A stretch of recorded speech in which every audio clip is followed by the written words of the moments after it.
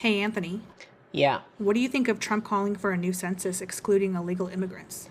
I think it's part of the Republicans' continued plan to win elections, essentially by cheating, since they can't win on policy, and also unlikely to happen in any kind of meaningful way. How is the census connected to cheating?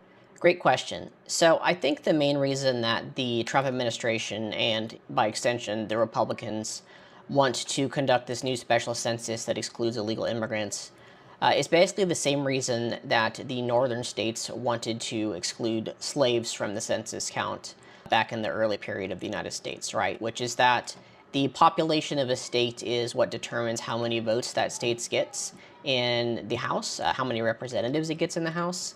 And by excluding illegal immigrants, especially from populous states like California that are known to have a lot of illegal immigrants in general, they can reduce the amount of votes that those states get in Congress and therefore increase the weight that Republican votes have, especially from lower population states. And, I think that's the main reason. But on top of that, I think it also gives them a good way to basically continue this discrimination and fear campaign against immigrants in the country, right? What a census is basically calling or visiting every household in the U.S., at least as much as possible, and asking how many people live there, and in the case of the special census, how many of them are U.S. citizens. So that's data that they can gather, first of all, just to direct ICE to houses that admit to having non-US citizens in them, and also just to spread fear in general among those communities that have larger populations of illegal immigrants, because they know that people are going to be knocking on their door to ask those questions. Why is it not likely to happen?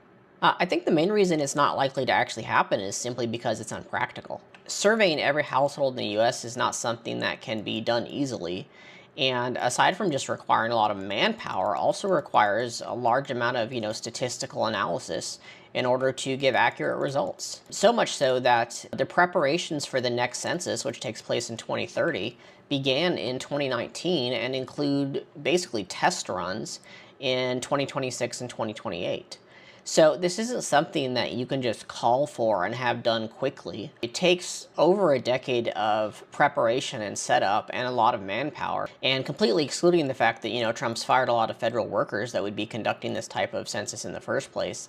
There's just not enough time for it. Which is not to say that I don't think they'll try and do something shady, but I think it's fair to say that any type of census that we see before the one that's already scheduled in 2030 is at the very least poorly put together, if not purposefully a scam with made up results to further Republican ends.